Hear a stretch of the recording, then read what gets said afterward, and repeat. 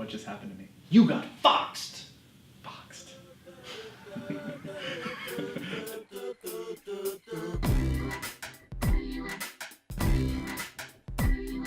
So you came on board, you run our managed services department. If you could describe to me, what is it in the past that made managed services kind of boring?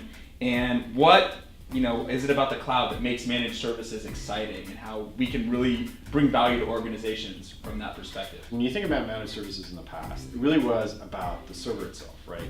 When you were out quoting to a customer, what are you going to do? Oh, I'm going to manage 20 of your servers, and it's going to cost X amount per month to do that.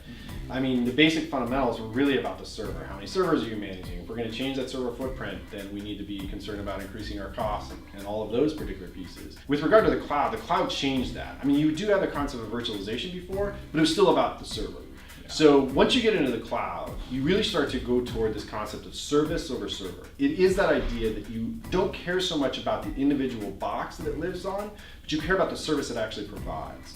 So in the cloud, if you're embracing that, if you're embracing what Amazon does, you're embracing that concept that they have services beyond the simple server architecture. If you talk about Elastic Beanstalk, you talk about Lambda, you talk about Kinesis, all of these different services that they can provide that are not a server.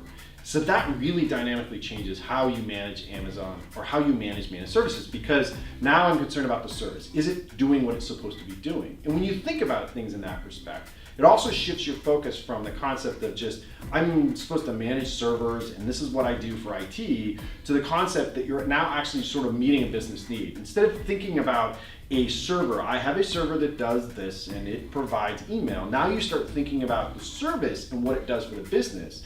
Now you can architect it to be more resilient, you can sort of deal with failures, and all of those are key changing with the cloud, because that's the big thing that the cloud does. And the other thing about that is the cloud also brings you the concept of being able to pay for what you need. In other words, I'm going to turn it on, I'm going to turn it off. You would never do that in the old days. Your servers were your pets. You gave them nice names. You took care of them. Now you don't care. If I don't need it, I turn it off. It's dead. It doesn't matter. Then I get a new one when I need it. And that's a big shift as well.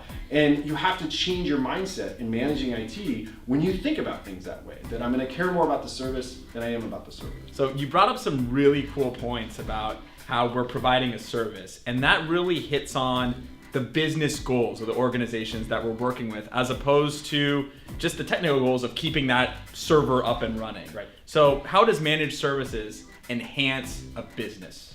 So the idea there is you're focusing more on what the business needs to do. In other words, when you go down the concept of actually outsourcing something, you're basically handing over those things that aren't necessarily critical to the business to somebody else that's really good at it. Now, in doing that, you now get the business itself can focus on what it needs to do, what makes it successful, and not having to worry about those particular pieces. And that's what we do as managed services, is we are reducing that risk, reducing concerns they have about ensuring their services are running, make sure that they're up 24/7, that they're getting good response, that we can do changes when they need to, so they don't have to worry about it. So they can worry about the things that are important to them, and they can focus on being the business that they need to be, as compared to trying to be in the business of IT.